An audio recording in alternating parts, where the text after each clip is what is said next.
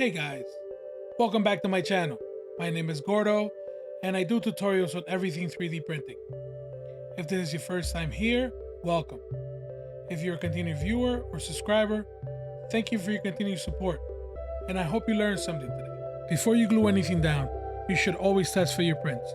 It also gives you a way to visualize the final result.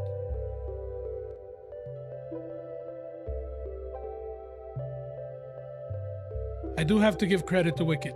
This is a wonderful sculpt, and they charge $10 a month and provide a handful of models each month.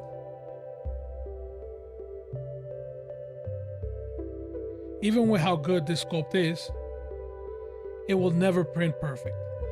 So many variables, from me not having my settings 100% dialed in, to the ambient temperature of my grow tent, or how my printer feels that day.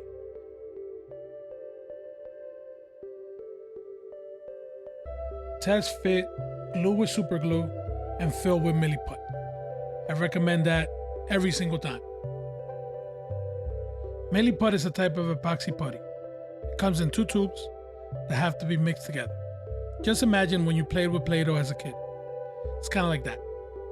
Just cut it, mix them together, just mix them as thoroughly as possible, and it's ready to go.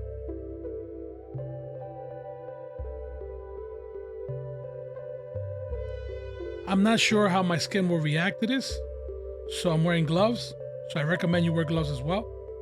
Remember to mix thoroughly and add water to make it malleable. I do recommend these clay tools from Hobby Lobby to push in the putty into the seams. Work it in as best as possible, and you may need to wait a day or two, let it dry, and add some more. I unfortunately didn't do this, and I found out later when I was priming that I didn't cover all the seams and I had to come back again. I did cut it out of the video because I don't want to make this video too long for you guys. I made a mistake. Please learn from my mistake. This time I decided I wanted to try some gray primer from Vallejo, but I did not take into account the color of the resin is the same color as the primer. So I had to rely on the shine of my model as I was airbrushing to know what areas I had already primed. And this is also where I realized that I would probably have to add more Milliput because it wasn't enough. But for brevity, I'm going to pretend that that didn't happen and I'm going to cut it out of the video so that this video is not 2 hours long. This model has two bases that fit into each other. One is kind of industrial with pipes and the other is more organic, resembling rock. I printed the industrial base with my FDM printer and the organic base with red transparent resin so that it resembled uncut ruby, which is what Cyclops visor is made out of. Let me rephrase that. Cyclops' visor is made out of ruby, but I wanted this to look more organic, so I made the base to look like uncut ruby. I tested the fit between both bases and it worked out well. But the fit between Cyclops and the ruby base was not great, so I pulled out the Sharpie and marked what to cut with my Dremel.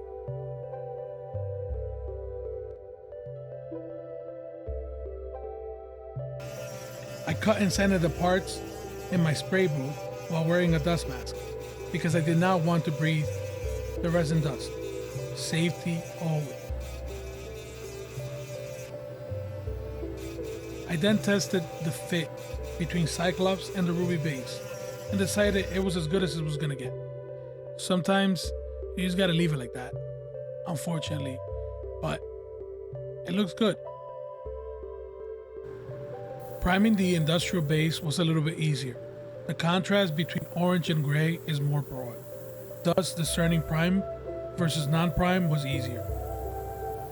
The problem sometimes when priming these type of models is that the paint can't get deep into the crevices and some areas need more pressure to reach them. I always base coat with my airbrush, but this time I got lazy and decided not to mask it and ended up paying for it later. For the base coat of the body I use an opaque blue from Createch. The belts and the underwear I use an opaque yellow For the face, I use a medium flesh tone model color from Vallejo. The hair, I use an opaque brown from Createx. I thinned the paints with airbrush thinner to the consistency of milk, and it worked out very well. But it left a lot of overspray, which took me too long to fix. So next time, I will definitely be masking.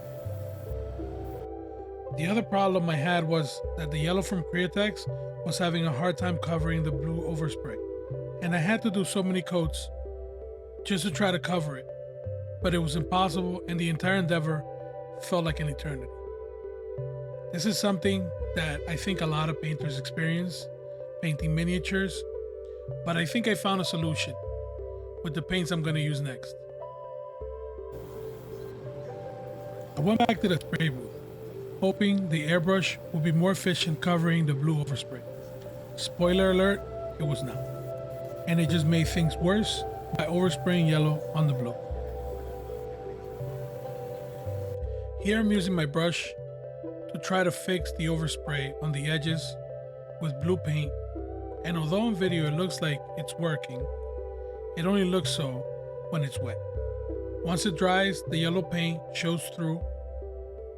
The amount of coats and the time between coats was very tedious. And then I remembered that on my last trip to Blick Art Supplies, I had picked up a set of golden SoFlat paints. I can make a whole video about Blick alone. I love that store. And their golden paint section is wonderful. They have such a great selection. I'm sorry, I have to snap out of this daydream. So continuing with the video, here it is. Here's my secret weapon, SoFlat paints by Golden. They come in a pack of 6 for about $40, but each bottle contains 2 ounces of paint, which I think will last me a long time. Although the yellow contains cadmium, it's kind of toxic, so don't go licking your fingers or brushes while using the paint. I think the rest are safe though. I think. The coverage though is phenomenal. The pigmentation is so vibrant, and the blue was so perfect that I was tempted to stick a fork in it and call it done. The blue was so perfect.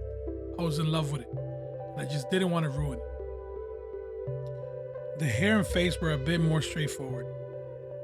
For the hair, I used burnt umber from Golden and gave it a few coats.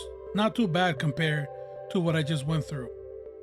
The face, I used light tan by US Art Supply on top of the medium flesh tone by Vallejo. I then went over the wrinkles and folds of the face with the medium flesh tone from Vallejo.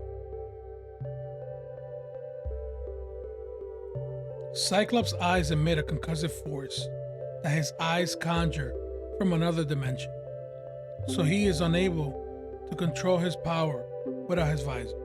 This model does come with a different head version, including one with a visor. I went with this one because I liked it. I use alizarin crimson hue for the eyes, burnt umber for the eyebrows. For his teeth, I use Createx opaque white, and for the inside of his mouth, I mixed the Createx white with the SoFlat red.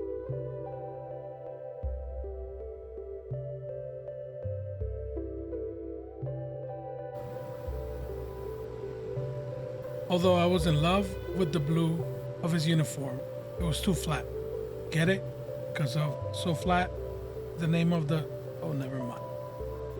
For the shadows and the folds of his muscles, I mixed a bit of black paint. And when I say a bit, I mean it. I only used a drop and mixed it with the blue from Createx. For the highlights, I did the opposite. 1 drop of white with the blue paint. I applied the highlight paint to the peaks and the bulges of his muscles to simulate contrast.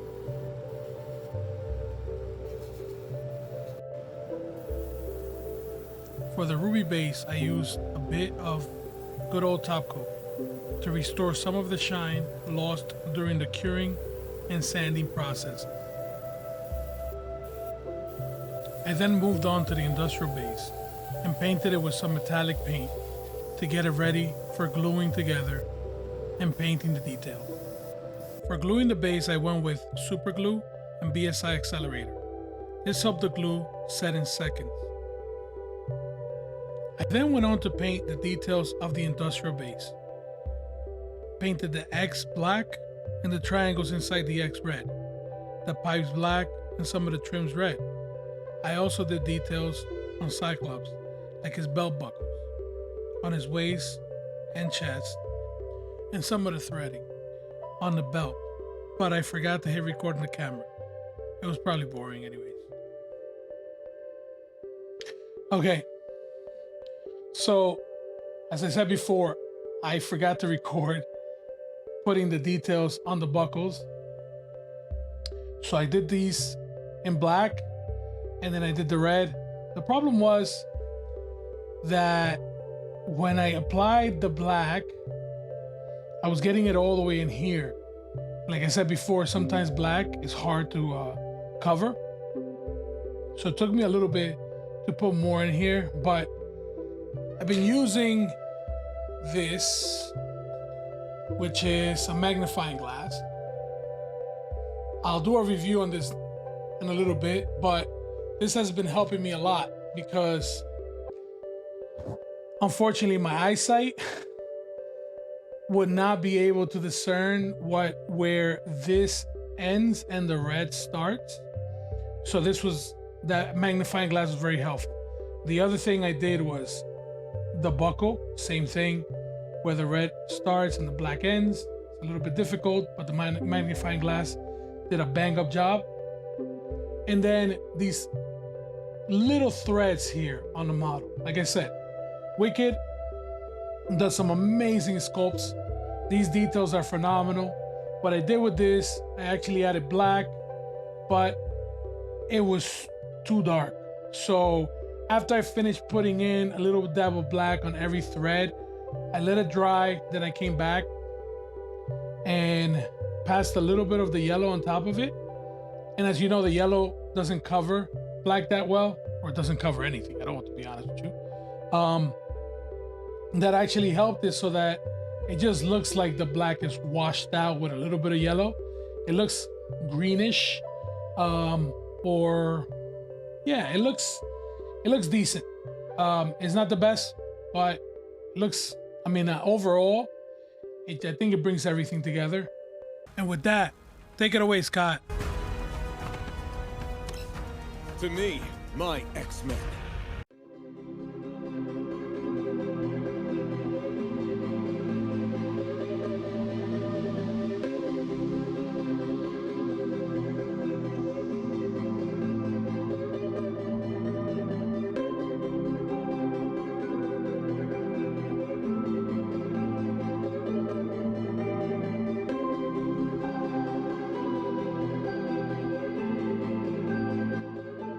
Okay guys, if you got to the end of the video, thank you. And if you're not currently subscribed, please consider subscribing. Please take care of yourselves and your loved ones. Peace.